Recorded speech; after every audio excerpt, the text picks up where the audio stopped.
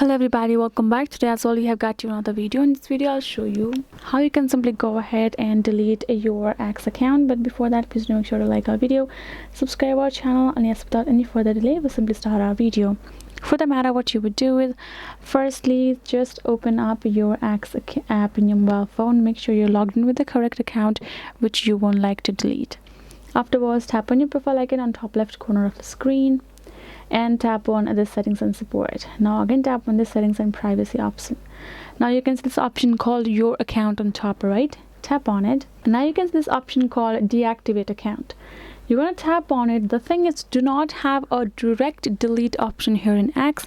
You simply have to deactivate your account for 30 days, and if you access your account within the 30 days, then you will have retrieved your account. But if you then after 30 days, your account will simply be deleted permanently. Your username will be gone, your profile will be gone. That is the way. Tap on deactivate and add in your X password, confirm it, and then you will be able to deactivate account. And after 30 days, do not reactivate, as I have mentioned, and simply it will be deleted after 30 days. That is how you can do it. Hope this video was helpful to you all. Thank you so much for watching, and yes, I will be seeing you guys on our next video.